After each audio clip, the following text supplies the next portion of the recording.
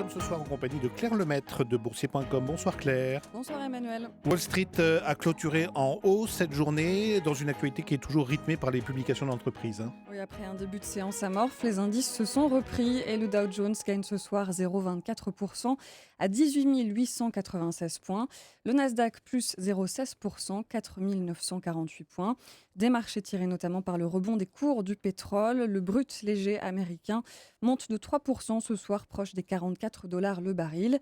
Et les valeurs pétrolières comme ExxonMobil et Chevron en profitent pour gagner environ 1%.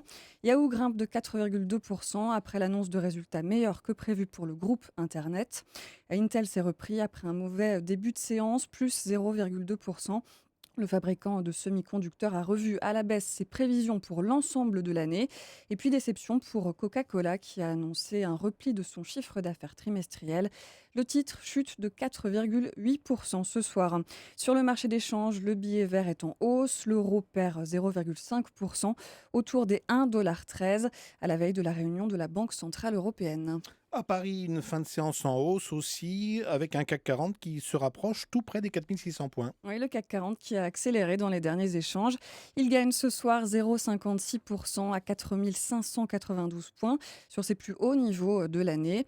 Les publications d'entreprises se poursuivent aussi à Paris. Accor-Hôtel bondit de 5,2% après un chiffre d'affaires trimestriel jugé convaincant.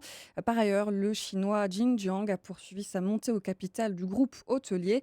Il en détient désormais 15%. Publication saluée également pour Zodiac, plus 4%. L'équipementier aéronautique a confirmé ses objectifs et après 8 avertissements sur résultats, il assure être en train de régler ses derniers retards de sièges pour avions.